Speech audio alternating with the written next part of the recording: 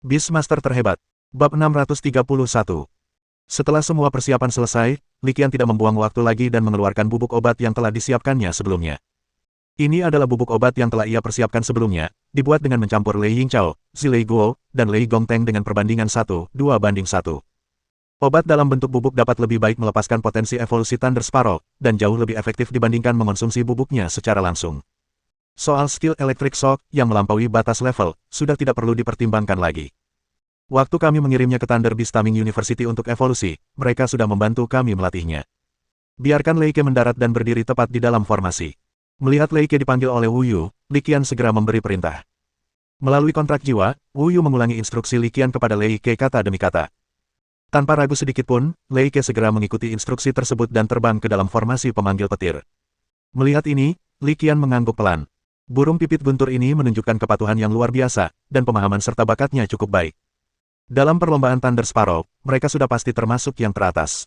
Tepat saat Thunder Sparrow terbang ke dalam jajaran petir, cahaya evolusi yang redup tiba-tiba mulai memancar dari tubuhnya. Cahaya ungu pucat evolusi.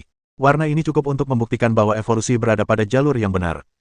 Berikan bungkusan bubuk ini padanya.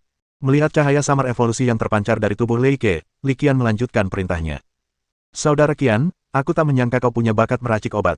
Wu Yu mengambil bubuk itu dan memberikannya pada Lei Ke, sambil berkata dengan sedikit terkejut. Mendengar ini, Li Qian tersenyum canggung. Dia tidak punya bakat dalam pembuatan farmasi. Produknya hanya terlalu sederhana, cukup digiling menjadi bubuk dengan perbandingan 1:2 banding 1. Bahkan seorang pemula pun dapat dengan mudah melakukannya. Li Qian tidak berbicara, jadi Wu Yu menganggapnya sebagai persetujuan diam-diam. Saat bubuk itu diumpankan kepadanya, cahaya evolusi yang terpancar dari Thunder Sparrow tampak semakin intens dan berapi-api. Pada saat inilah kekuatan susunan penarik petir mencapai puncaknya. Klik! Kilatan petir yang menyilaukan menyambar dari langit, diikuti oleh suara guntur yang memekakkan telinga. Li Qian telah mundur ke posisi sekitar 50 meter dari deretan petir. Ketiga guru tersebut kemudian sengaja menghindari situasi tersebut dan pergi ke lokasi yang lebih jauh. Li Qian menatap alat uji itu dengan saksama, dan segera menyadari ada sesuatu yang salah. Awalnya, kekuatan medan magnet hanya sekitar 125 am, tetapi seiring perkembangannya, kekuatan medan magnet mulai berfluktuasi hebat.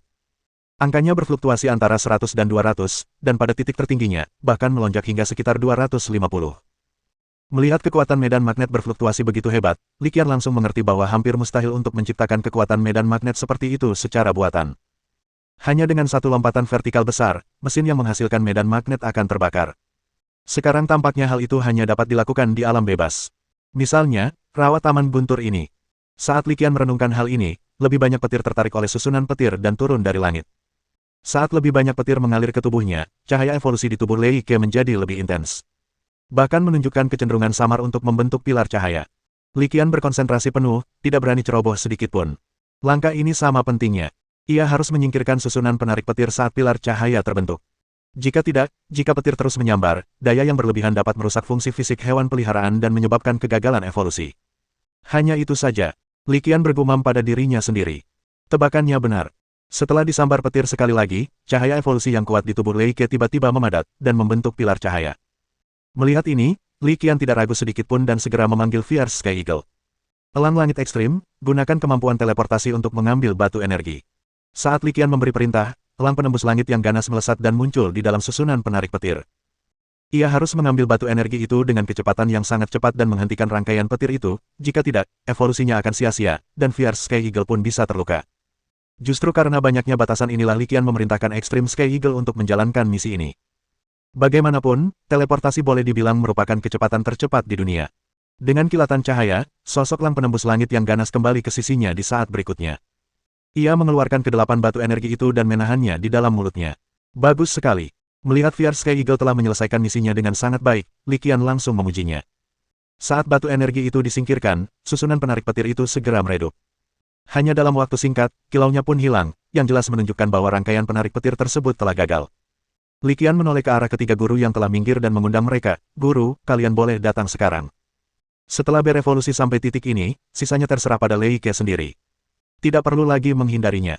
Mendengar ini, ketiga guru itu bergegas menghampiri tanpa ragu, terutama Dekan Xiao Mingyu, yang juga seorang pelatih dan wakil dekan Akademi Pelatihan. Hal-hal yang dapat ia pahami jauh lebih banyak daripada yang dimiliki Amushi Turi dan sutradara Hu Changtian. Ketiganya bergegas mendekat dan kemudian menonton dengan rasa ingin tahu.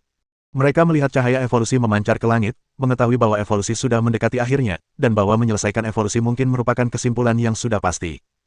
Tentu saja, bahkan jika kita sampai pada titik ini, itu tidak berarti evolusi akan 100% berhasil. Ada juga kemungkinan kegagalan. Jika evolusi gagal pada tahap ini, hal itu tidak ada hubungannya dengan pembiaknya. Hal itu terutama merupakan masalah potensi bawaan hewan peliharaan. Dengan kata lain, pada tahap ini, peternak telah melakukan semua yang dapat dilakukan, dan sisanya terserah pada hewan peliharaan itu sendiri. Xiao tua, apa kau sudah menemukan sesuatu? Angusi Turi menatapnya sejenak, tetapi tidak menemukan apapun, jadi ia mengalihkan perhatiannya ke Xiao Mingyu. Mendengar ini, Xiao Mingyu tersenyum canggung, evolusi seharusnya baik-baik saja. Sebenarnya, dia sudah mengetahui beberapa hal, seperti bahwa evolusi pasti berhubungan dengan petir surgawi dan medan magnet, tetapi dia tidak bisa mengatakannya di depan Li Qian. Karena itu, dia hanya bisa diam. Omong kosong. Direktur Hu Changtian meliriknya dan berkata dengan kesal. Pada tahap evolusi ini, bahkan seorang pemula pun dapat mengetahui bahwa itu hampir selesai. Dia terkekeh dan bertanya dengan nada menggoda, jika itu kamu, bisakah kamu menyelesaikan ini dalam waktu sesingkat itu? Bibir Xiao Mingyu berkedut hebat. Hidup itu sulit, jangan biarkan itu terjadi. Kau hanya menusuk orang di bagian yang sakit. Mengapa mengangkat sesuatu yang tidak seharusnya dibicarakan? Melihat Xiao Mingyu seperti sedang sembelit dan tidak mengatakan sepatah kata pun, senyum Hu Changtian menjadi lebih jelas setelah berhasil menyingkirkannya. Bab 632. Bidang dimensi di bawah yurisdiksi Universitas Penjinak Binatang Sasu. Dalam metaplan tingkat keempat. Sekitar 50 km ke dalam rawa Tingyuan, di suatu tempat. Evolusi Thunder Sparrow terus berlanjut. Faktanya, Li Qian sudah mengetahui tentang evolusi akhir Thunder Sparrow.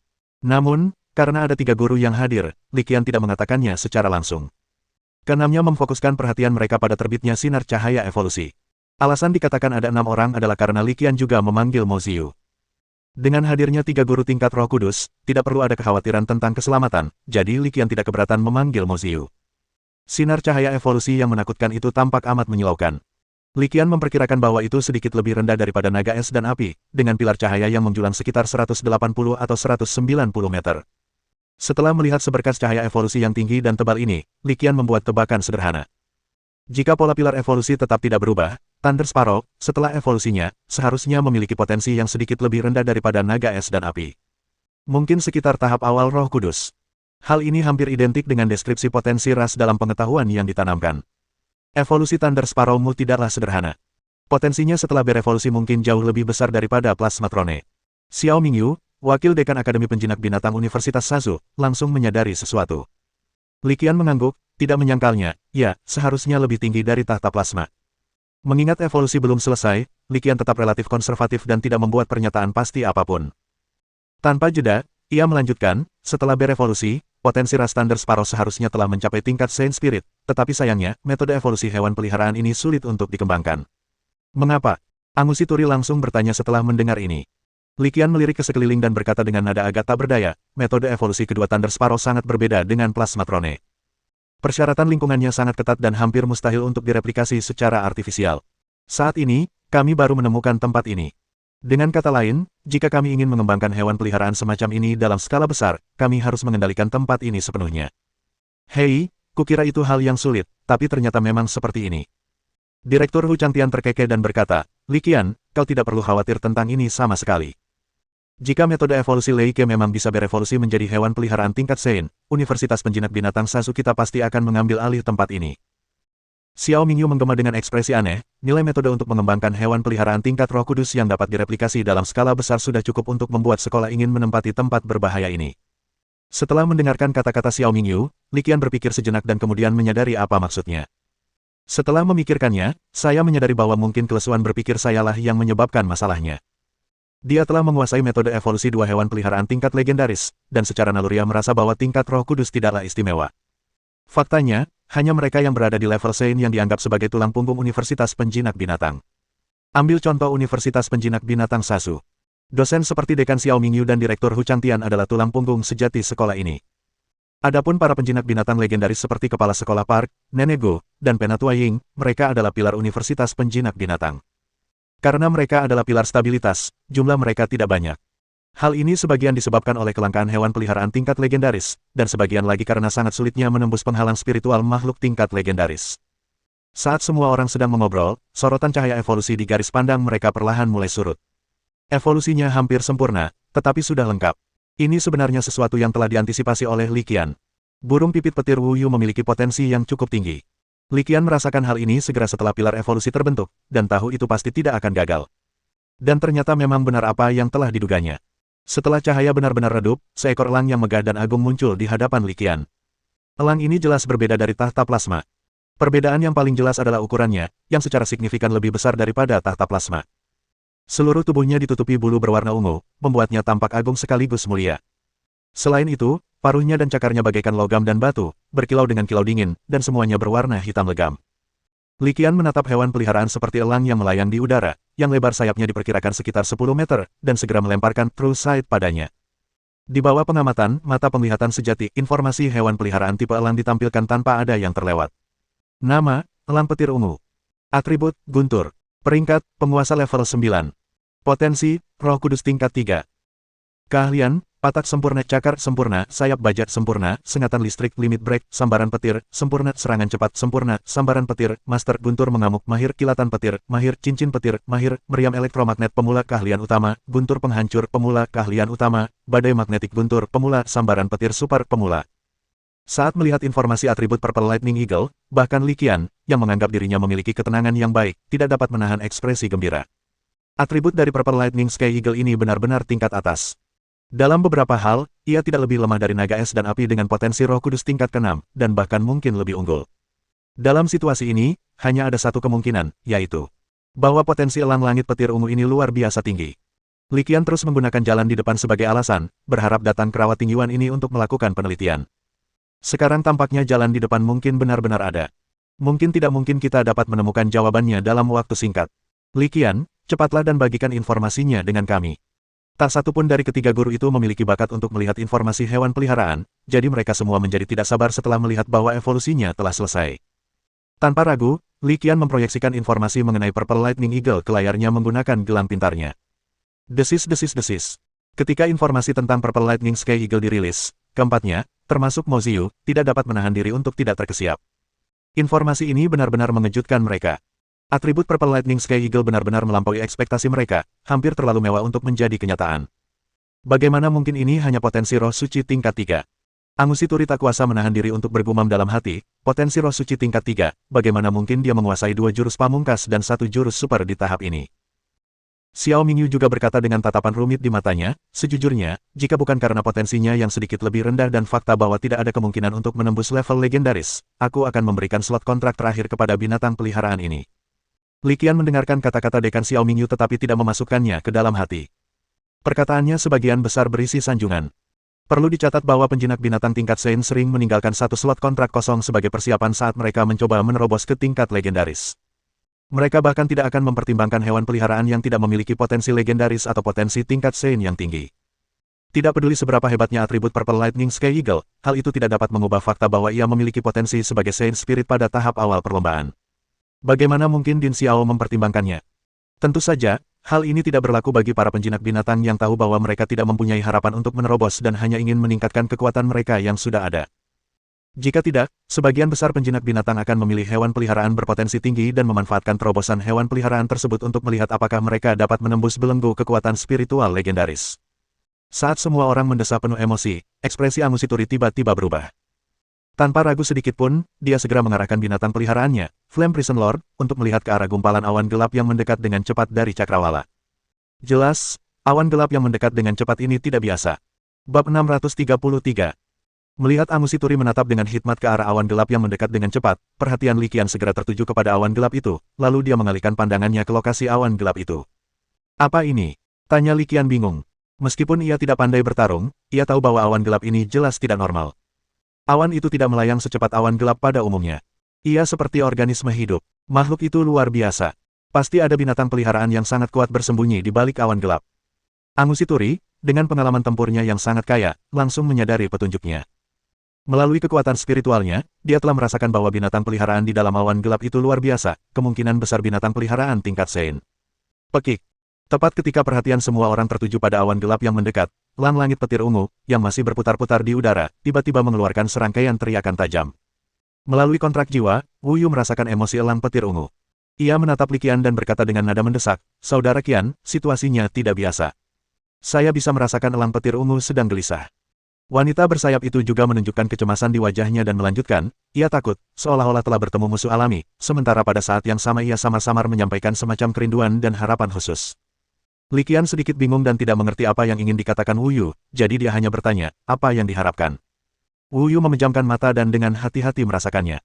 Setelah beberapa saat, ia berkata dengan sungguh-sungguh, sepertinya melahap. Ia sedang menunggu dan bersemangat untuk melahap binatang peliharaan di awan gelap itu. Setelah mengatakan itu, ia telah memberikan perintah melalui kontrak jiwa kepada elang langit petir ungu, yang masih berputar-putar di udara. Setelah menerima perintah tersebut, elang langit petir ungu langsung menukik ke bawah. Li Qian merenung setelah mendengar kata-kata Wu Yu. Sesaat kemudian, raut wajahnya berubah serius saat ia menatap ketiga guru di sampingnya. Guru-guru, kalau bisa, tolong peliharalah hewan peliharaan ini. Begitu selesai berbicara, ia tidak memberi kedua wanita itu ruang untuk berdiskusi.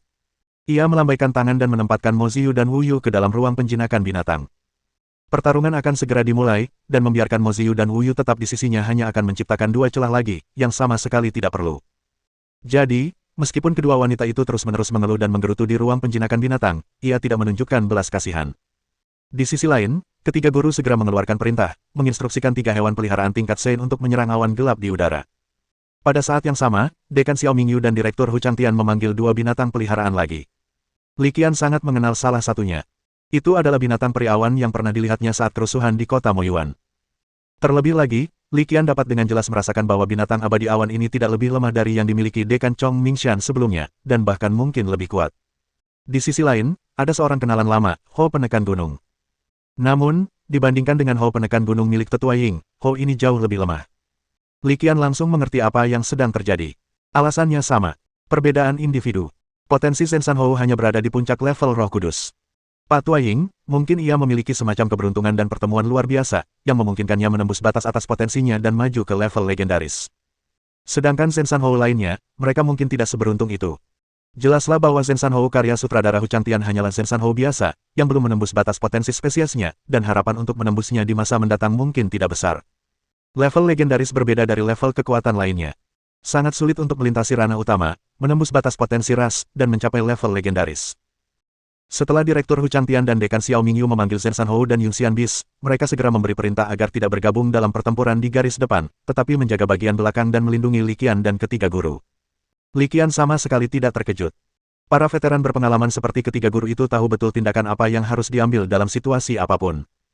Tujuan utama mereka memasuki dimensi ini bukanlah untuk melatih atau membunuh musuh, melainkan untuk melindungi keselamatan Li Qian. Mereka selalu mengingat tujuan ini dan tentu saja tidak berani lengah sedikitpun.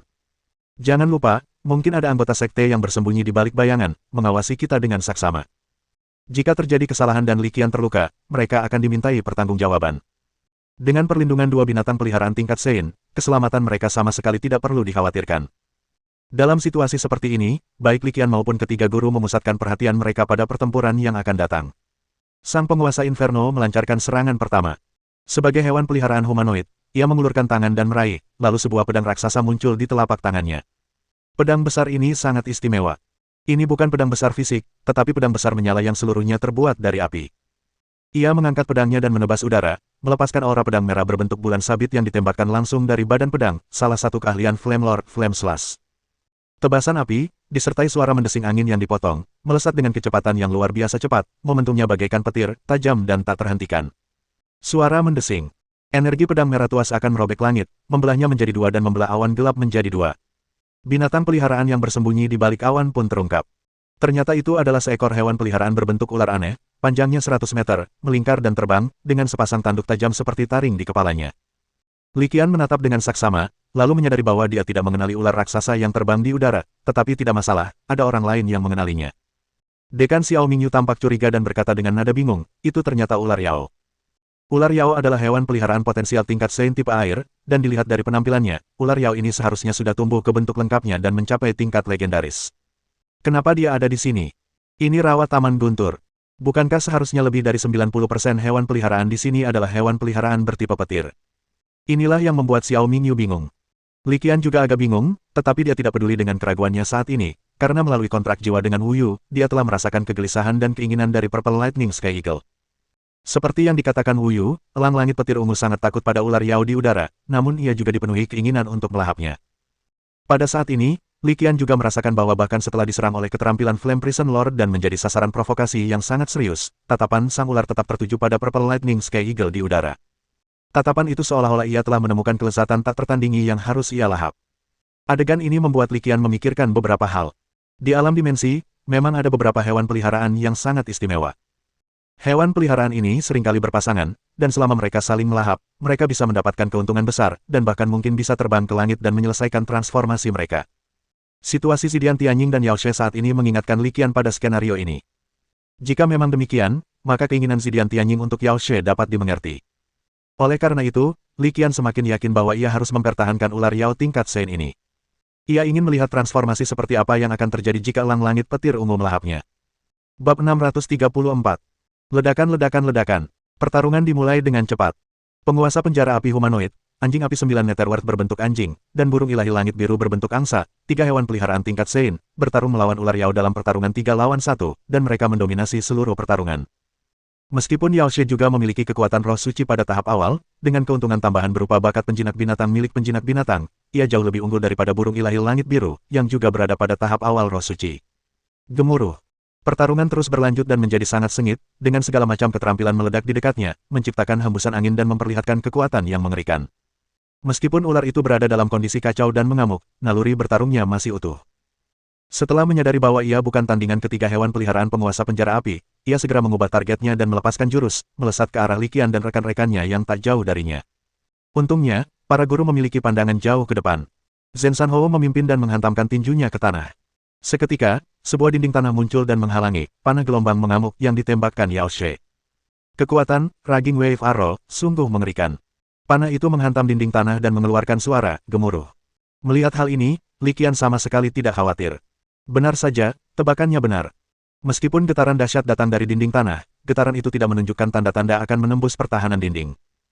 Sementara itu, di sisi lain, ketika ular itu menyerang Li Qian dan rekan-rekannya, ketiga hewan peliharaan Flame Prison Lord juga melancarkan serangan mereka sendiri tanpa ragu-ragu, melepaskan keterampilan mereka.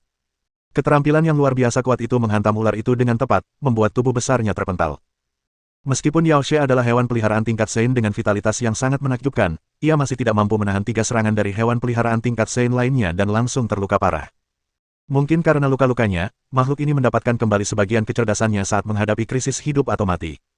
Ia tidak lagi berniat menyerang elang langit petir ungu, melingkarkan tubuhnya, dan melesat ke udara, bersiap untuk melarikan diri dengan cepat. Namun, idenya ditakdirkan sulit diwujudkan. Jika sebelum cedera masih ada sedikit peluang, sekarang setelah cederanya parah, peluang itu hilang sama sekali. Yang tercepat di antara mereka semua, burung ilahi langit biru, menyerbu terlebih dahulu, melepaskan jurus, tornado, yang memaksa ular Yao mengubah arah. Memanfaatkan kesempatan ini, 2 hewan peliharaan lainnya mengepung ular itu, menjebaknya di tengah sekali lagi dan tidak memberinya kesempatan untuk melarikan diri. Itu tak lebih dari sekadar siksaan maut. Angus Ituri melihat situasi di medan perang dan menjatuhkan hukuman mati kepada Yao She. Penilaiannya benar. Ular itu memang sedang berjuang mati-matian. Terluka parah, ia tak mampu menandingi pasukan gabungan penguasa penjara api, burung ilahi langit biru, dan anjing api 9 Netherworld. Melihat ular yang penuh luka dan memar, antisipasi Li Qian semakin kuat. Melalui kontrak jiwa dengan Wu Yu, seorang wanita dari klan bersayap, ia sudah merasakan bahwa ular ini sangat penting bagi elang langit petir ungu. Ledakan. Suara ledakan skill terus berlanjut, tetapi saat ular itu perlahan kehilangan perlawanannya, serangan ketiga hewan peliharaan itu melambat, dan kekuatan mereka juga agak terkendali. Jangan bunuh dia. Merasakan urgensi Wu Yu, wanita bersayap itu, Li Qian menatap ketiga guru itu dan memohon. Mendengar ini, Direktur Hu Changtian menepuk dadanya dan berkata dengan percaya diri, jangan khawatir, vitalitas hewan peliharaan tingkat Sein sangat kuat, ia tidak akan mati begitu saja. Angus Ituri terkekeh dan berkata, dan kami akan mengendalikan kekuatannya, memberinya sedikit kehidupan. Ngomong-ngomong, Li Qian, bagaimana dengan ular ini? Dekan Xiao Mingyu, sebagai wakil dekan Akademi Pelatihan, bertanggung jawab atas administrasi tetapi juga cukup cakap. Ia menyadari sesuatu dan bertanya dengan ragu. Li Qian tahu apa yang ingin ditanyakan dekan Xiao Mingyu. Meskipun ia sudah memiliki beberapa jawaban di benaknya, ia tidak bisa menjelaskan hal-hal tersebut tanpa konfirmasi, jadi ia hanya bisa menggelengkan kepala dan berkata, entahlah, tetapi saudari Wu Yu merasa bahwa ular Yao ini sangat penting bagi elang langit petir ungu. Tanpa jeda, dia melanjutkan, hanya mengutarakan spekulasinya sendiri dan spekulasi yang lebih masuk akal, saya pikir kedua orang ini kemungkinan besar adalah binatang istana surgawi. Yang disebut, Heavenly Beasts, adalah 2 makhluk yang saling melengkapi namun sangat bertolak belakang. Dengan kata lain, baik elang langit petir ungu melahap ular Yao maupun ular Yao melahap elang langit petir ungu, keduanya kemungkinan besar akan mengalami transformasi. Pantas saja ular ini begitu ganas. Dekan Xiao Mingyu langsung mengerti setelah mendengar penjelasan Li Qian, menyadari alasan sebenarnya kemunculan ular itu, ia datang untuk elang langit petir ungu. Juga menjadi jelas mengapa ia begitu terpaku pada Purple Lightning Eagle, yang juga berlama-lama di pinggiran pertempuran, tidak mau pergi. Desis. Akhirnya, di tengah serangkaian desisan ular yang mengerikan, tubuh raksasa ular Yao tak mampu lagi bertahan dan roboh. Luka-lukanya terlalu parah, dan tak tertolong lagi. "Tiga guru, tolong bantu aku mengendalikan ular ini." Li Qian melanjutkan instruksinya. Mendengar ini, ketiga guru itu tanpa ragu langsung memberi perintah kepada hewan peliharaan mereka. Tak lama kemudian, di bawah kaki berapi milik Infernal Lord dan cakar dari Azure Bird, kepala dan ekor Yao Serpent berhasil dikuasai sepenuhnya. Oleh karena itu, bahkan jika elang langit petir ungu mendekat, tidak akan ada bahaya. Melihat ini, Li Qian segera memerintahkannya, "Elang langit petir ungu, lakukan apa yang ingin kau lakukan, dan bertindak cepat." Merasakan aura tuannya yang terpancar dari Li Qian, elang langit petir ungu bertindak cepat, melesat maju dan menembus titik vital ular itu bagaikan anak panah. Tertusuk pada tanda 7 inci, bahkan dengan kaki besar Flame Prison Lord yang menekan kepalanya, ular yang sekarat itu masih mengeluarkan desisan yang menantang. Raungan. Penguasa penjara api meraung dan menghentakkan kakinya yang lain, seolah memperingatkan ular itu agar berperilaku baik. Di sisi lain, elang petir ungu tidak sabar untuk mematuk titik 7 inci ular itu dengan paruhnya yang tajam dan mengeluarkan empedu ular berwarna kuning. Kantung empedu ular seukuran bola basket. Bagi hewan biasa, hampir mustahil menelannya utuh, tetapi bagi elang petir ungu dengan lebar sayap 10 meter, itu bukan apa-apa. Dengan sekali teguk, kantong empedu ular Yao yang berwarna kuning kemasan ditelan oleh elang langit petir ungu. Tanpa kantong empedunya, ular Yao yang sudah terluka parah tak mampu lagi bertahan. Kepalanya terkulai ke samping, dan ia menghembuskan napas terakhirnya. Hewan peliharaan bertipe air tingkat Sein yang bermartabat itu mengakhiri hidupnya dengan cara yang begitu menyedihkan. Sementara itu, di sisi lain, setelah memakan empedu ular, elang langit petir ungu sekali lagi memancarkan cahaya evolusi yang redup. Dibatasi oleh tingkat kekuatan mental Wu Yu, wanita dari klan bersayap, elang langit petir ungu tidak mampu menembus ke tingkat kaisar. Akibatnya, sejumlah besar energi menjadi umpan balik kekuatan mental, mengalir terus-menerus ke dalam pikiran Wu Yu, dan kekuatan mental Li Qian pun meningkat secara signifikan. Li Qian merasakan gelombang kekuatan spiritual dan, tanpa ragu, memanggil wanita bersayap Wu Yu lagi. Ia bergumam tak berdaya, rasanya seperti aku dibawa pergi. Bab 635. Haruskah kita pergi sebentar? Angusi Turi memandang elang petir ungu yang kembali memancarkan cahaya evolusi, mengangkat bahu, dan bertanya. Li Qian menggelengkan kepalanya. Tidak perlu menghindari langkah ini karena sudah sampai pada titik ini. Lebih jauh lagi, Li Qian sendiri benar-benar bingung tentang apa yang harus dilakukan selanjutnya. Kita hanya bisa membiarkannya begitu saja. Di tempat kejadian perkara, tepatnya di tempat ular itu terjatuh, elang petir ungu yang tidak puas melahap empedu ular itu, mulai mematuk bagian-bagian lain dari mayat tersebut. Li Qian menemukan bahwa saat elang langit petir ungu mematuk mangsanya, cahaya evolusi di tubuhnya menjadi semakin intens dan padat. Pada saat yang sama, jelas bahwa ia mematuk makanan lebih cepat. Pemandangan ini terlihat agak menakutkan. Itu seperti ular menelan gajah. Elang petir ungu sedang mematuk seekor ular yang jauh lebih besar dari dirinya. Ini. Xiao Mingyu terdiam. Mungkin kita akan menyaksikan keajaiban, gumam Li Qian dalam hati sambil mengamati elang petir ungu yang sedang berevolusi. Saat berikutnya setelah Li Qian selesai berbicara, ekspresi ketiga guru itu berubah drastis.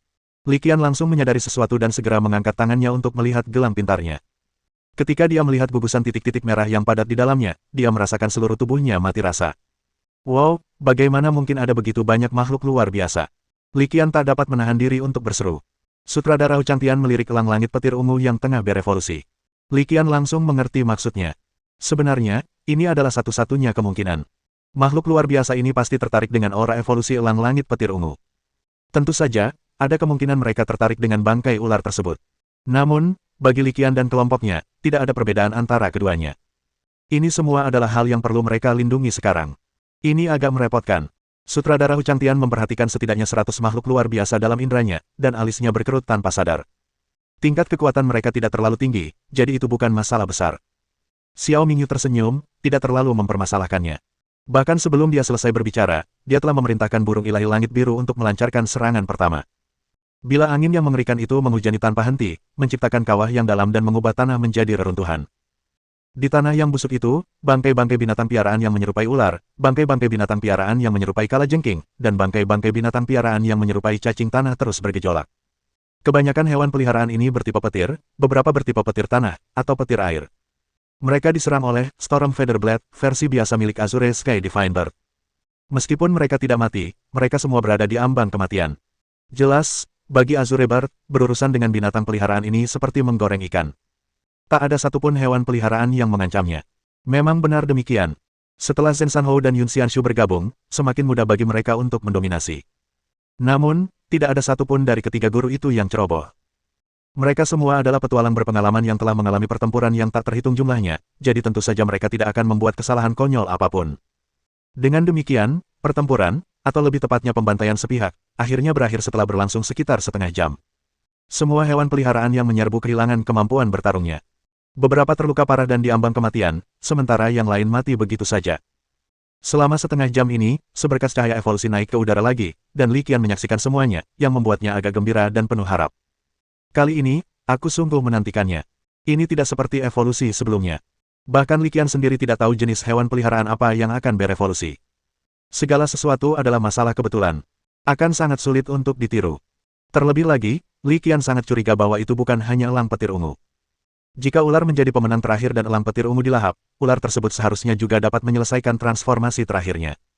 Terus terang saja, ini adalah perjuangan hidup atau mati. Siapapun yang menang akan menerobos batasan. Itu sungguh kejam.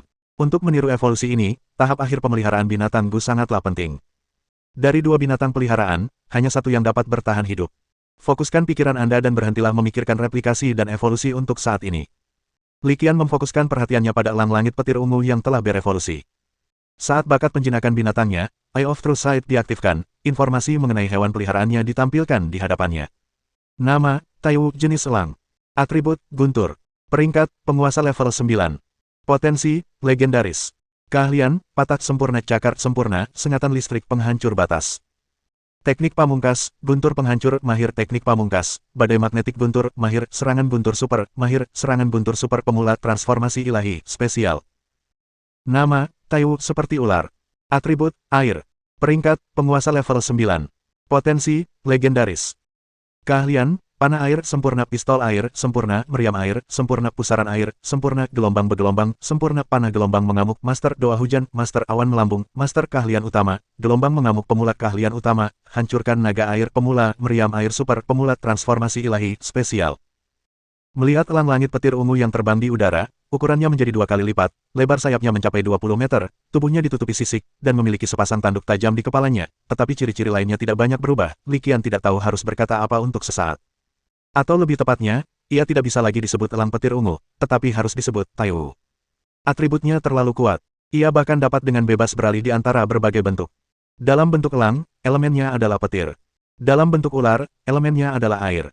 Ini adalah pertama kalinya Li Qian bertemu dengan hewan peliharaan seperti itu. Tak disangka, saat pertama kali mereka berjumpa, merekalah yang berevolusi, dan itu semua terjadi secara kebetulan.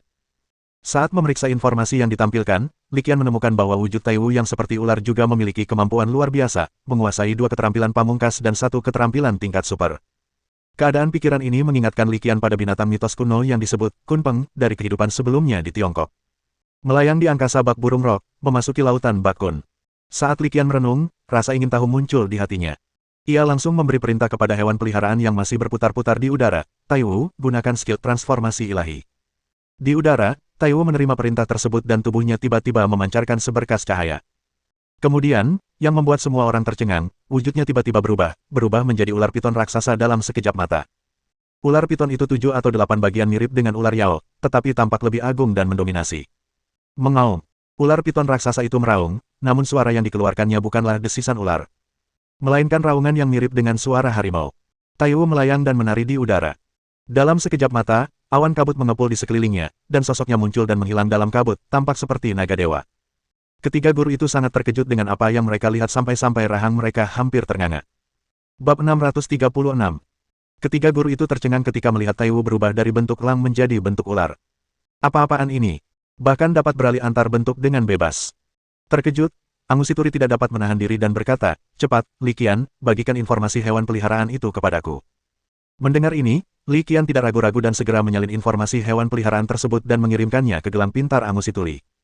Tanpa ragu, Angusituri segera mulai memeriksa area tersebut, dan Direktur Hu Changtian serta Dekan Xiao Mingyu segera bergabung juga. Ketika ketiga guru itu melihat pesan Taiwu, mereka terdiam, tidak yakin harus berkata apa. Hewan peliharaan legendaris. Ini adalah hewan peliharaan legendaris. Ia muncul tepat di depanku tanpa peringatan atau peringatan apapun. Pada saat ini, yang dapat mereka lakukan hanyalah mengagumi. Betapa beruntungnya Li Qian. Hanya evolusi dari Purple Lightning Sky Eagle yang menarik perhatian Yao Snake. Menarik ular adalah satu hal. Setelah membunuh ular Yao dan dimangsa oleh elang langit petir ungu, ia berevolusi menjadi Taiwu. Ini seperti memenangkan lotre, dan bukan hanya satu hadiah besar. Li Qian, kamu sangat beruntung, kata Direktur Hu Changtian sambil mendesah.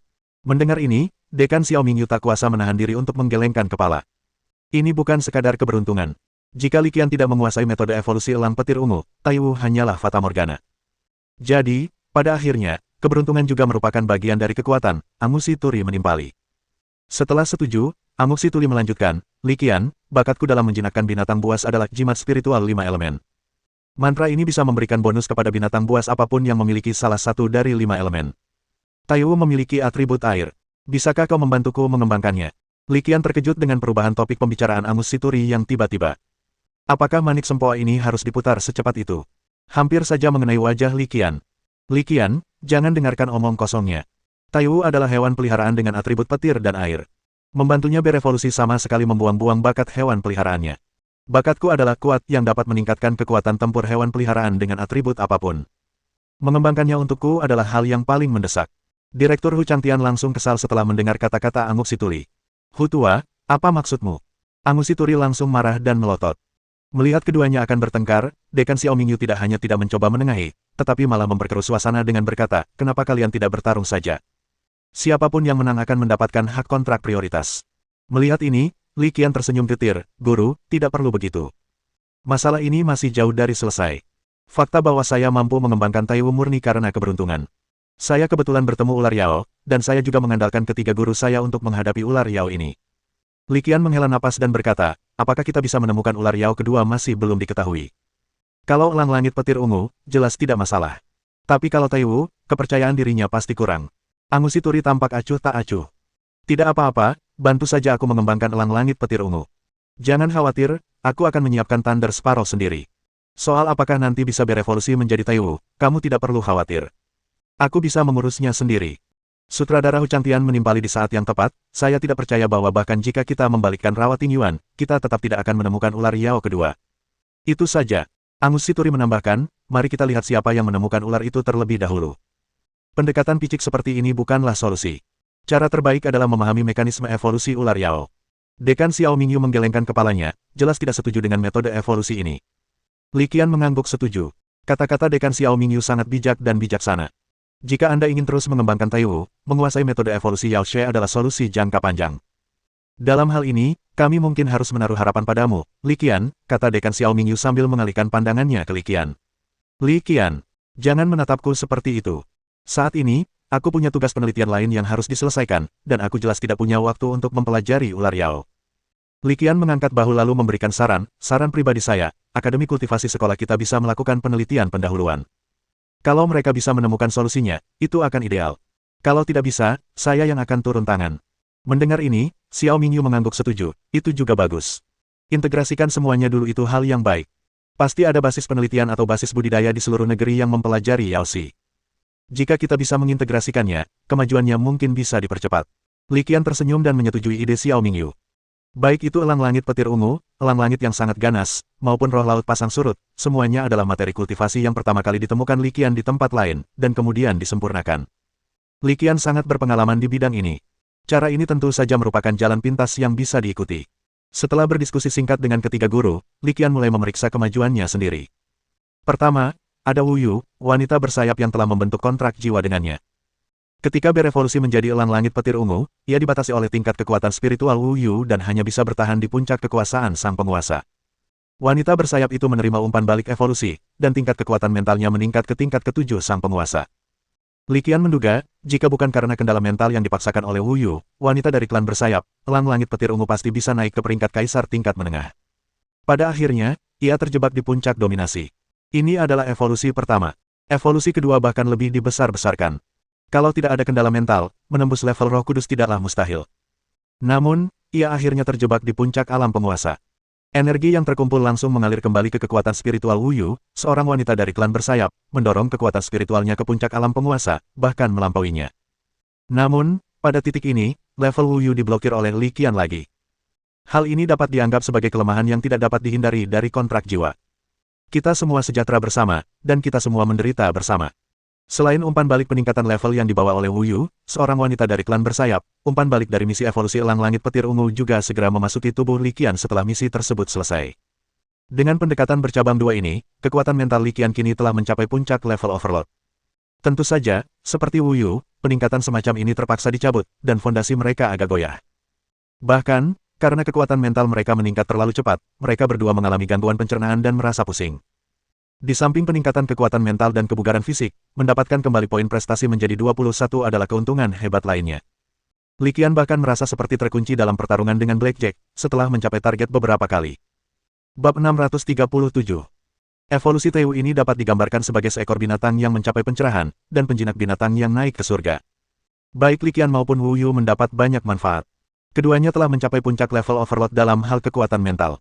Setelah mencerna dan menyerap apa yang telah mereka peroleh, mereka dapat mulai menembus level kaisar. Jika dia berhasil menerobos, Li Qian curiga bahwa Wu Yu, wanita dari klan bersayap, mungkin dapat langsung maju ke puncak tahap awal kaisar, yang merupakan tahap ketiga kaisar. Sedangkan bagi Taiwu, kenaikan pangkatnya ke jenjang kekaisaran tinggi hampir pasti. Setelah memeriksa perolehannya, Li Qian memanggil Wu Yu, seorang wanita dari suku bersayap, dengan maksud agar dia merebut kembali Taiwu. Namun, pada saat itu, Taiwu tiba-tiba terbang, berubah kembali menjadi seekor elang, lalu berteriak keras. Ini, sambaran petir yang dahsyat. Li Qian berseru kaget, tidak begitu mengerti mengapa Taiwu tiba-tiba melancarkan serangan. Terlebih lagi, tempat yang diserangnya cukup aneh. Itu adalah rawa yang tidak jauh dari sana. Kilatan petir ungu tebal menyambar keluar. Dalam sekejap mata, petir ungu telah menyambar tanah. Ledakan. Petir menyambar tanah, menimbulkan suara gemuruh keras. Setelah debu, potongan rumput, lumpur, dan serpihan lainnya mengendap, sebuah lubang gelap pun terlihat. Ini, Li Qian segera menyadari ada yang tidak beres. Dekan Xiao Mingyu mengerutkan kening, merenung sejenak, dan menebak, itu mungkin reruntuhan bawah tanah. Pastilah Taiwu merasakan reruntuhan bawah tanah dan meledakannya, memperlihatkannya kepada kita, kata Direktur Hu Changtian. Benarkah? Li Qian menatap Taiwu yang masih berputar di udara, dan berkata dengan penuh rasa terima kasih, Taiwu. Pekik, di udara, Taiwu tampaknya memahami kata-kata Li Qian dan menanggapi dengan beberapa teriakan. Berdasarkan hasil penyelidikan sebelumnya, seluruh rawa tinggiwan diciptakan oleh peradaban Posita, ujar Dekan Xiao Mingyu. Li Qian bertanya, seberapa jauh dari sini ke reruntuhan Posita di area inti?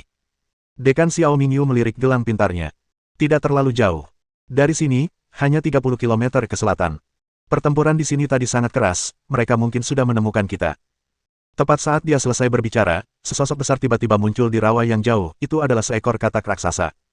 Katak itu ditutupi garis-garis merah dan hijau, tingginya hampir sama dengan bangunan, dan ada dua orang berdiri di punggungnya. Seekor katak giok dengan atribut api dan racun. Li Qian langsung mengenali katak raksasa itu. Dekan Chong Mingshan, dan Dekan Pan Bing. Selain itu, orang yang berdiri di atas katak giok itu juga dikenali. Keduanya adalah kenalan lama. Li Qian, dan juga, Lao Xiao, Lao Hu, An Guxi, apa yang terjadi di sini? Tanya Dekan Pan Bing dengan bingung. Beginilah kejadiannya, Angusi Turi melangkah maju dan menjelaskan secara singkat sebab akibat dari masalah tersebut. Aku mengerti. Dekan Pan Bing sangat terkejut hingga dia tidak tahu harus berkata apa, matanya dipenuhi ketidakpercayaan. Dekan Chong Mingshan juga sama takjubnya, Li Qian, kamu sungguh luar biasa. Singkatnya, ini sungguh keajaiban. Kali ini, kau tak hanya berevolusi menjadi Taiwu, menambah kekuatan tempur yang hebat bagi Universitas Penjinak Binatang Pulau Pasir kita, tapi kau mungkin juga bisa membantu kami menyelamatkan Dekan Ouyang Lansin. Dekan Pan Bing menimpali, ya, kali ini, Anda dan Taiwu Anda mungkin bisa memberi kami bantuan besar. Bantuan? Apa maksudmu? Li Qian benar-benar bingung. Kau akan tahu nanti kalau ikut dengan kami. Dekan Pan Bing tidak menjelaskan, tapi malah memimpin jalan dan bersiap untuk maju. Tunggu, kita juga menemukan reruntuhan di sini. Bagaimana kalau kita selidiki dulu? Tanya Li Qian sambil menunjuk lubang tak jauh dari sana. Mendengar ini, Dekan Pan Bing melihat ke lubang itu. Kita masih harus berhati-hati tentang masalah ini. Direktur Hu Changtian segera mengingatkannya. Dekan Pan Bing segera mengerti maksudnya. Setelah berpikir sejenak, ia mengatur, sekarang saya akan memberitahu Profesor Liang Huaizhen dan Dekan Ge Yuji dari Sekolah Arkeologi. Lagi pula, mereka profesional, jadi akan lebih baik jika mereka memimpin tim untuk menjelajahi gua ini. Guru Liang juga ada di sini. Wajah Li Qian berseri-seri karena gembira mendengar ini. Sungguh kejutan yang menyenangkan bertemu Guru Liang di sini. Aku jadi penasaran apakah Bai Bingbing ikut juga. Kenapa tiba-tiba aku teringat Bai Bingbing? Benarkah seperti yang dikatakan Wu Yu, bahwa dia seorang bajingan dan tukang selingkuh? Sambil menggelengkan kepalanya untuk menjernihkan pikirannya dari pikiran-pikiran yang tidak relevan, Li Qian dan guru-guru lainnya menunggu dengan tenang. Dekan Pan Bing menggunakan gelang pintarnya untuk menghubungi Liang Huaizhen dan yang lainnya. Ia mengetuk-ngetuk sebentar lalu memberi isyarat, oke. Kurang dari 15 menit setelah Din Pan Bing melakukan kontak, suara gemuruh terdengar, dan sebuah perahu motor muncul di rawa. Perahu motor melaju melintasi rawa, bergerak dengan kecepatan luar biasa, hampir seperti melaju di atas air. Dalam sekejap mata, perahu motor itu tiba, dan dua wanita anggun berjas putih dan kacamata berbingkai emas melangkah keluar. Kedua profesor wanita itu tampaknya berusia pertengahan 30-an, dan mereka tampak lembut dan intelektual, memiliki kecantikan dewasa yang tidak dimiliki gadis muda. Salah satunya adalah seseorang yang sangat dikenal Li Qian, Profesor Liang Huaizhen. Yang satunya lagi pasti salah satu wakil dekan sekolah arkeologi, Dekan Gyuji. Kedua profesor itu turun dari perahu motor, dan yang terakhir segera berputar dan berubah menjadi robot dalam sekejap mata. Merasakan aura menindas yang terpancar dari robot itu, Li Qian tak dapat menahan ekspresi terkejutnya. Robot perahu motor ini sebenarnya adalah hewan peliharaan mekanik tingkat raja. Itu agak membalikkan pemahamannya. Halo, Guru Liang. Meskipun terkejut, Li Qian segera menenangkan diri dan menyapa Guru Liang. Li Qian, kau juga di sini. Jangan bilang penemuan ini ada hubungannya denganmu. Tanya Guru Liang sambil tersenyum, menatap Li Qian. Dekan Pan Bing terkekeh, ini bukan hanya terkait dengannya. Lebih tepatnya, dialah yang menemukannya. Li Qian, kau benar-benar mengejutkan kemanapun kau pergi. Kata Guru Liang Huaizhen dengan sedikit kerinduan. Dekan Gyuji mengamati Li Qian dari atas ke bawah. Kaulah jenius sekali sahabat yang dibina sekolah kita. Li Qian berkeringat dingin. Din Ge, tolong jangan dianggap serius. Ini semua cuma bercanda, semua orang cuma baik hati. Ngomong-ngomong, Dekan Ge, mungkin terobosan dalam penelitianmu terletak pada Li Qian. Setelah semua orang saling menyapa, Dekan Pan Bing mulai membahas pekerjaannya. Apa maksudmu? Pesan yang baru saja kau kirimkan kepadaku itu samar-samar. Dekan Gyuji mengerutkan kening dan langsung bertanya. Bab 638. Dekan Ge, Guru Liang, beginilah yang terjadi. Melihat kedua guru itu tidak mengerti, Dekan Pan Bing menjelaskan secara singkat bahwa Li Qian telah mengembangkan binatang peliharaan potensial legendaris, Taiwu. Mendengar penuturan Dekan Pan Bing, wajah cantik Dekan Gyuji dan Guru Liang Huaizhen langsung menampakkan ekspresi terkejut, diikuti oleh gelombang kegembiraan. Kegembiraan sejati itu tidak dapat disangkal, seperti memenangkan jackpot lotere, yang membuat Li Qian semakin bingung. Li Qian, apakah kau benar-benar telah mengembangkan hewan peliharaan potensial yang legendaris, Taiwu? Guru Liang Huaizhen, yang lebih mengenal Li Qian, langsung bertanya untuk memastikan. Ya, Li Qian mengangguk jujur, masih agak linglung. Ia masih bingung dan tidak mengerti apa yang terjadi atau bagaimana terobosan itu bisa datang darinya. Jadi ia hanya bisa menjawab dengan kosong. Alih-alih membiarkan imajinasinya menjadi liar, dia tersenyum dan bertanya, Dekan Pan, Profesor Liang, dapatkah seseorang memberitahu saya apa yang Anda maksud dengan terobosan? Masalahnya sebenarnya cukup sederhana. Setelah penelitian, kami menemukan susunan teleportasi kuno di reruntuhan Menara Posi, yang berjarak sekitar 30 km dari sini. Banyak penjinak binatang, termasuk Dekan Ouyang Lansin, terjebak dalam susunan teleportasi kuno itu. Dekan Gyuji menatap Li Qian dan, tanpa ragu, menjelaskan, dengan bantuan beberapa guru dari Akademi Arai, kami sekarang pada dasarnya telah menemukan cara untuk menguraikan susunan teleportasi kuno itu. Itu adalah susunan yang hanya bisa diaktifkan dengan energi petir sebagai kuncinya. Alasan mengapa susunan itu terkadang berfungsi dan terkadang tidak adalah karena energi petir di dunia luar terkadang kuat dan terkadang lemah. Saat makmur, formasi itu bisa mengaktifkan dan memindahkan orang-orang. Saat menurun, formasi itu tidak bisa diaktifkan. Inilah sebabnya beberapa orang aman dan sehat sementara yang lain terjebak di dalamnya. Li Qian tidak menunjukkan ketidaksabaran dan terus mendengarkan dengan saksama. Dekan Gyuji juga berbicara tanpa henti, jika kita mengaktifkan susunan teleportasi kuno, tentu saja tidak masalah untuk berteleportasi ke sana, tetapi tidak semudah itu untuk berteleportasi kembali. Apa maksudmu? Melihat Dekan Gyuji membuatnya penasaran, Li Qian segera memuaskan keinginannya untuk menjadi guru dan mengajukan pertanyaan itu secara kooperatif. Sangat sederhana. Menurut penelitian kami, termasuk penelitian beberapa guru lain dari Institut Arkeologi, kami menemukan bahwa untuk berteleportasi kembali ke arah yang berlawanan, seseorang harus memiliki hewan peliharaan potensial tingkat legendaris, Taiwu, kata Dekan Gyuji dengan penuh keyakinan. Sepertinya ia telah memperoleh beberapa informasi penting di reruntuhan Posita. Ada hal lain yang terjadi. Setelah mendengarkan penjelasan Dekan Gyuji, Li Qian akhirnya mengerti sepenuhnya dan memahami poin pentingnya. Pergi dan lihatlah nanti, dan kau akan tahu. Guru Liang Huaizhen tersenyum tipis, tanpa menjelaskan lebih lanjut, dan hanya menunjuk ke arah reruntuhan Posita. Mendengar ini, Li Qian langsung tertarik. Karena logika dasar formasi tersebut telah dipahami sepenuhnya, artinya tidak ada lagi kekhawatiran akan keselamatan, atau setidaknya tidak perlu khawatir terjatuh ke dalamnya. Kalau begitu, Li Qian pasti harus memeriksanya, lagi pula, terobosannya ada di tangannya. Namun, sebelum pergi, dia perlu mengurus semuanya dengan benar. Ngomong-ngomong, reruntuhan ini. Guru Liang Huaizhen melambaikan tangan, lalu dia dan Dekan Ge Yuji segera berjalan ke tepi gua bawah tanah. Dia mengintip sebentar, bertukar pandang dengan Ge Yuji, lalu dengan cepat menjawab, bukan masalah besar, ayo kita jelajahi dulu. Ge Yuji mengangguk. Ayo kita kirim salah satu capung penjelajah untuk melihatnya dulu. Sambil berbicara, ia mengulurkan tangannya, dan seekor capung mekanik yang tampak seperti capung dengan 7 atau 8 bagian dan seukuran telapak tangan muncul di tangannya. Dengan gerakan lembut, capung mekanik itu terbang ke udara dengan kecepatan yang relatif cepat, lalu masuk ke dalam lubang. Segera setelah itu, dengan ketukan ringan, sebuah layar muncul dari gelang pintarnya. Layar menampilkan pemandangan di dalam gua. Setelah mengendalikan capung mekanik untuk berputar sekali, Dekan Ge Yuji membuat penilaian, benar, seperti dugaanku. Reruntuhan ini, seperti reruntuhan lain yang kita temukan sebelumnya, merupakan reruntuhan tambahan dari reruntuhan utama. Reruntuhan ini seharusnya digunakan untuk memelihara sejenis hewan peliharaan yang mirip ular. Li Qian juga menatap layar. Ketika melihat gua itu penuh sesak dengan setidaknya puluhan ribu telur ular, ia tak kuasa menahan rasa dingin yang menjalar di tulang punggungnya. Guru Liang Huaizhen menatapnya sejenak, lalu berbagi pendapatnya, ada banyak telur ular di dalamnya, tetapi karena telah terkubur di bawah tanah selama bertahun-tahun dan tidak mendapat nutrisi apapun, semua telur ular ini telah mengapur dan menjadi fosil. Telur ular, tunggu, telur ular jenis apa? Angusi Turi sangat sensitif dengan kata, ular, dan tak sabar untuk bertanya. Saat ini, ia bermimpi mendapatkan seekor ular, tetapi sayangnya, ular itu telah menjadi fosil dan tidak seorang pun dapat mengenalinya. Li Qian menggelengkan kepalanya pelan. Sekalipun telur-telur ular ini benar-benar berkerabat dengan ular Yao, atau merupakan bentuk degenerasinya, itu tidak ada artinya saat ini. Mereka semua telah berubah menjadi fosil. Mustahil mereka menetas menjadi hewan peliharaan. Ia terus mengamati, dan tiba-tiba, sebuah pemandangan di dalam gua menarik perhatiannya. Sepertinya ada beberapa mural di sini.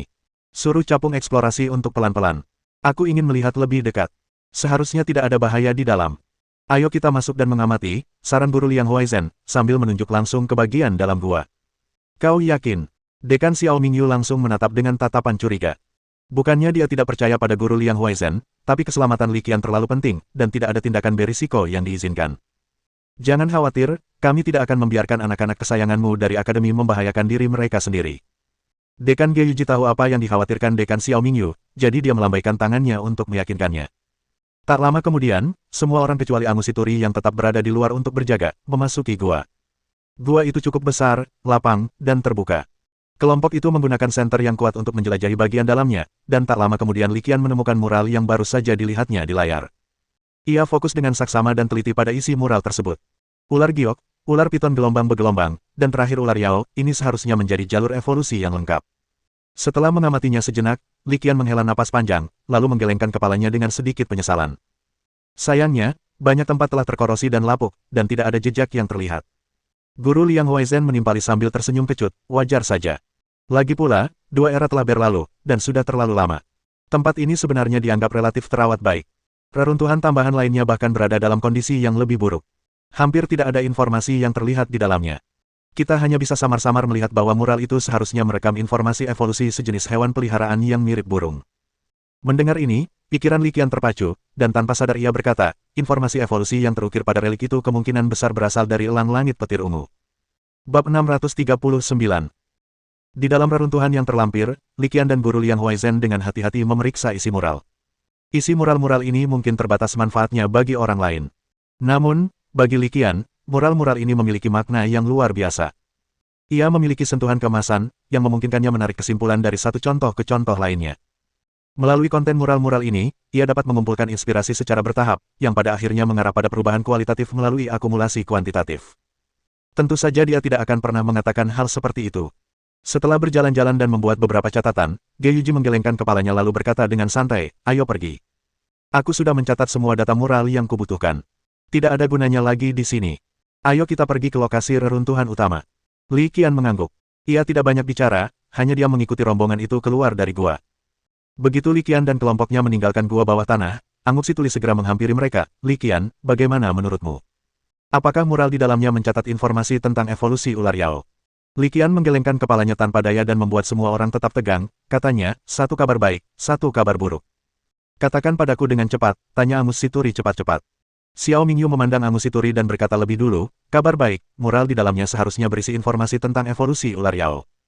Kabar buruknya, mural-mural itu telah lapuk dan terkorosi, sehingga isinya terbatas. Meskipun Li Qian yakin bahwa jika dia berpartisipasi, proses penelitian pasti akan maju pesat. Pertama, dia tidak punya waktu untuk mempelajari ular giok baru-baru ini, dan kedua, tidak disarankan untuk membuat janji seperti itu terlalu dini. Jadi dia hanya mengangguk, menyetujui pernyataan Dekan Xiao Mingyu. Setelah mengangguk pelan, dia berbicara lagi dengan suara rendah, menambahkan, ngomong-ngomong, secara kasar dapat dipastikan bahwa bentuk degenerasi ular Yao adalah ular piton gelombang bergelombang dan ular giok. Tanpa jeda, ia melanjutkan, ular giok tidak langka, dan mendapatkannya pun tidak sulit. Masalahnya, jalur evolusi dari ular giok menjadi ular piton badai tampaknya belum terpecahkan. Kita bisa menangkap ular badai secara langsung, Angus Situri berkata tanpa ragu. Kali ini, Xiao Mingyu yang menjawab, tentu saja, itu mungkin. Masalahnya, babi hutan pasang surut tidak banyak, dan kebanyakan hidup di dasar laut. Jika kita mulai mengembangbiakkan babi hutan pasang surut, bukan hanya jumlahnya yang akan terbatas, tetapi bakat mereka juga akan terbatas. Secara teori, solusi terbaik adalah menguasai seluruh jalur evolusi ular giok, ular piton gelombang bergelombang, ular Yao. Taiwu adalah hewan peliharaan legendaris dengan atribut air dan petir. Jika metode evolusinya dapat dikuasai sepenuhnya, niscaya akan menambah kekuatan Universitas Penjinak Binatang Sasu. Xiao Mingyu tentu saja senang dengan hasilnya. Namun, masalah yang terlibat juga jelas.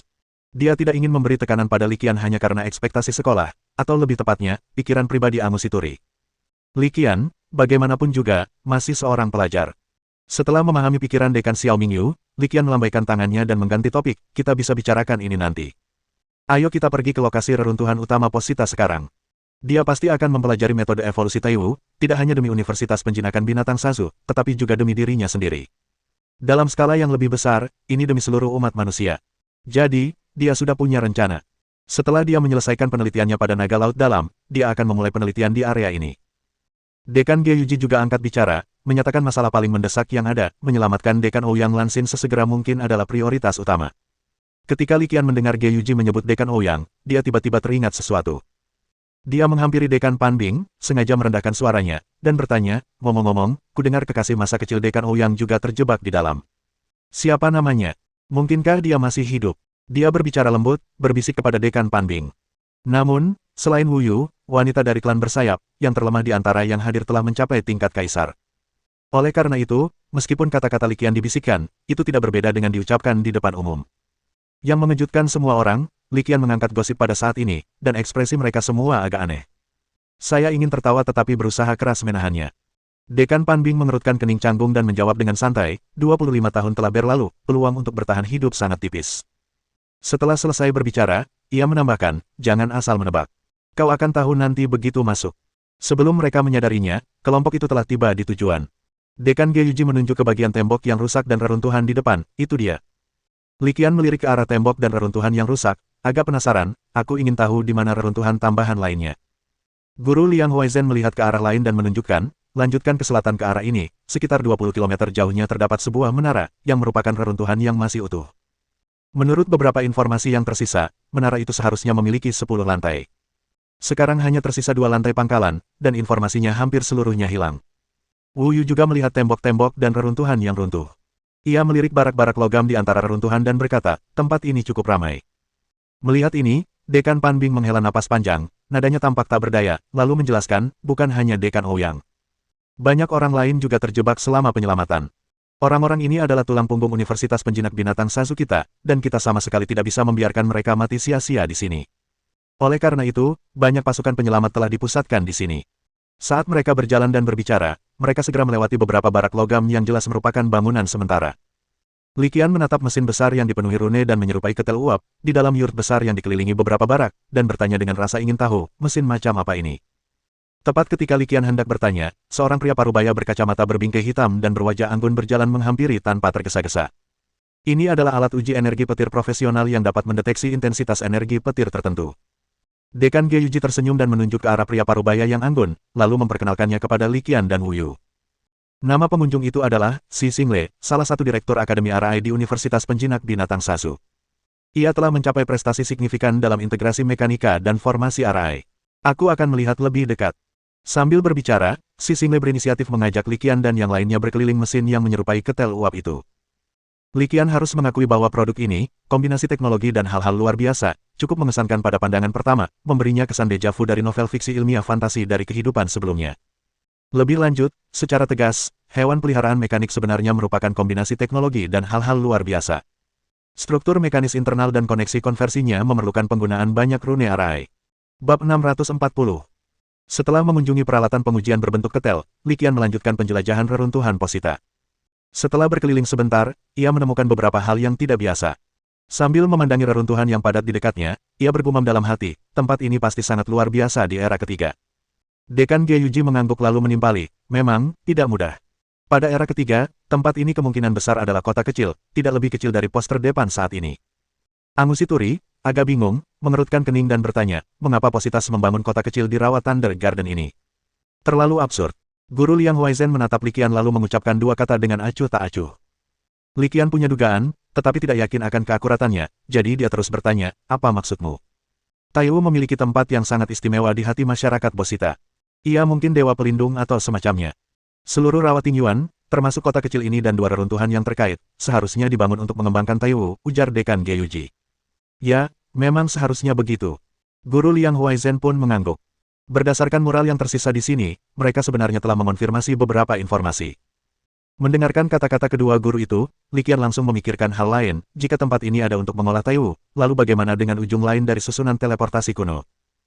Guru Liang Huaizen berkata sambil mendesah, sebelumnya kami tidak yakin, tetapi sekarang, setelah melihat penjelasan Anda tentang proses evolusi Taiwu, kami dapat yakin bahwa tempat itu pastilah tempat evolusi Taiwu, yaitu tempat Yao She dan si Dian Tianying bertarung. Mirip arena gladiator. Dekan Xiao Mingyu menyadari maksudnya dan meringkasnya dalam satu kalimat. Ya, kata Guru Liang Huaizen dengan sungguh-sungguh. Baiklah, sekarang bukan saatnya kita membahas masalah ini. Apapun yang ada di balik susunan teleportasi kuno ini, mengapa susunan itu dibangun, atau bahaya apapun yang mungkin ditimbulkannya, kita harus pergi dan menjelajahinya. Kita tidak boleh membiarkan Dekan Ouyang Lansin dan yang lainnya terjebak di dalamnya. Setelah mendengarkan analisis semua orang, Dekan Panbing melambaikan tangannya dan membuat keputusan. Tidak seorang pun yang keberatan dengan keputusannya.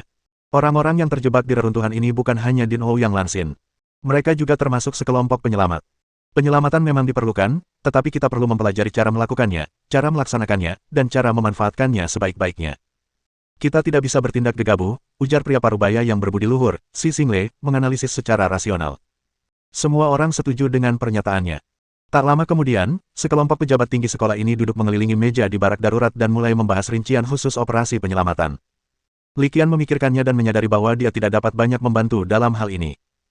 Peran terbesarnya hanyalah memberikan dukungan penuh, jadi ia memberikan saran, kalian diskusikan saja, dan aku akan berkeliling reruntuhan saja.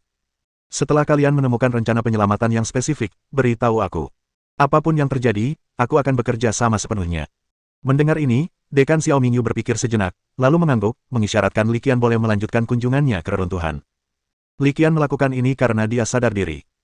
Dia tahu betul bahwa mengingat betapa pentingnya Universitas Penjinakan Binatang Sazu baginya, mustahil baginya untuk terlibat langsung dalam rencana penyelamatan yang akan datang. Kalau begitu, ikut campur akan membuang-buang waktu. Lebih baik luangkan waktu untuk mempelajari reruntuhannya. Kita bahkan mungkin memperoleh beberapa informasi evolusi. Selanjutnya, sementara semua orang mendiskusikan rencana penyelamatan di barak sementara, Li Qian mulai berkeliaran di sekitar reruntuhan lagi. Mengingat statusnya, tidak ada seorang pun yang akan menghentikannya mengunjungi reruntuhan di kamp sementara, kecuali susunan teleportasi kuno. Bahkan ada petugas keamanan yang ditugaskan khusus untuk mengikutinya dan melindungi keselamatannya. Meski begitu, secara teori, keselamatan seharusnya terjamin di situs ini. Tur terus berlanjut, tetapi tidak seperti kunjungan sepintas sebelumnya, tur Li Qian kali ini sangat terarah. Dia secara khusus memilih tempat-tempat dengan mural dan ukiran batu. Ia berpikir bahwa mungkin, informasi terkait evolusi ular Yao dapat ditemukan pada mural atau ukiran batu ini. Baginya, ini adalah hal yang paling penting. Sebelumnya, beberapa informasi ditemukan di reruntuhan gua ular, tetapi cukup terfragmentasi. Bahkan dengan bantuan kode curang, Li Qian tidak optimis terhadap kemajuan penyelesaian tugas di masa mendatang. Dia perlu mengumpulkan lebih banyak informasi. Bahkan jika itu hanya informasi yang terfragmentasi. Dia menghabiskan sekitar 1,5 jam berkeliaran di reruntuhan Posita. Dia pada dasarnya menjelajahi setiap tempat yang dapat dilihatnya yang mempunyai ukiran batu atau mural. Di beberapa tempat, orang bahkan menggunakan gelang pintar untuk mengambil foto dan merekam kejadian tersebut. Petugas keamanan yang bertugas di sana tidak melakukan intervensi. Jelas, Dekan Gyuji dan Direktur Si Xingle pasti sudah memberikan pemberitahuan sebelumnya. Li Qian, bisakah kau ke sini sebentar? Tepat saat Li Qian menyelesaikan turnya dan hendak kembali ke kamp sementara, Guru Liang Huaizen tiba-tiba melambaikan tangan padanya. Jelas, mereka telah membahas dan menyetujui langkah selanjutnya dari rencana penyelamatan. Dan memang itu yang terjadi. Selanjutnya, Ibu Liang Huaizen menjelaskan secara singkat rencana penyelamatan kepadanya. Rencana penyelamatannya sebenarnya cukup sederhana, tunggu saja sampai energi petir melimpah lagi. Tim penyelamat, ditemani binatang peliharaan mereka Taiwu, secara sukarela memasuki susunan teleportasi kuno. Satu orang dan satu hewan peliharaan diteleportasi ke sana pada saat yang sama. Kemudian, dengan menggunakan kemampuan Taiwu, mereka kembali dari ujung lain susunan teleportasi. Li Qian telah melihat banyak mural dan ukiran batu di situs ini. Berdasarkan isi yang terekam dalam mural dan ukiran batu ini, dapat disimpulkan bahwa secara teori, rencana ini layak dilaksanakan. Namun, teori pada akhirnya hanyalah teori. Pada kenyataannya, beberapa bahaya yang tidak terduga pasti akan ditemui selama proses penyelamatan. Oleh karena itu, pemilihan tim penyelamat sangatlah penting. Setelah berdiskusi dalam kelompok, yang mau tidak mau menimbulkan beberapa perdebatan, akhirnya diputuskan bahwa Si Xinglei akan melaksanakan rencana tersebut. Ini juga merupakan hasil kesukarelaannya. Sebenarnya, ini adalah pilihan terbaik yang dapat diambil dalam situasi rasional. Karena dia adalah Direktur Akademi Formasi, dan dia satu-satunya yang hadir. Dia adalah orang yang paling berpengetahuan tentang formasi. Memintanya melakukan misi teleportasi akan memaksimalkan kemungkinan kembalinya misi tersebut dari ujung yang lain. Li Qian berpikir sejenak, namun tidak mengatakan apa-apa lagi. Dia menatap Wu Yu, wanita bersayap yang diam-diam mengikutinya. Yang terakhir cukup tegas, segera memanggil binatang peliharaannya, Taiwu. Li Qian menempatkan Taiwu ke dalam bola penjinak binatang khusus dan menyerahkannya kepada Guru Liang Huaizen. Guru Liang, aku menitipkan Taiwu dalam perawatanmu. Kami berharap saat Anda memanfaatkannya dengan baik untuk menyelamatkan Dekan Ouyang, Anda juga akan memastikan keamanannya. Meskipun Taiwu adalah binatang peliharaan dengan potensi legendaris, kekuatannya saat ini hanya berada di puncak level penguasa. Li Qian masih agak khawatir. Guru Liang Huaizen tersenyum lalu berkata lembut, jangan khawatir, hewan peliharaan yang tumbuh menjadi hewan tempur tingkat legendaris seperti ini, baik kami maupun sekolah tidak akan membiarkannya binasa di sini. Li Qian mempercayainya. Oleh karena itu, dia menyerahkan bola penjinak binatang berisi Taiwu kepada Guru Liang Huaizen dengan tenang. Bersambung.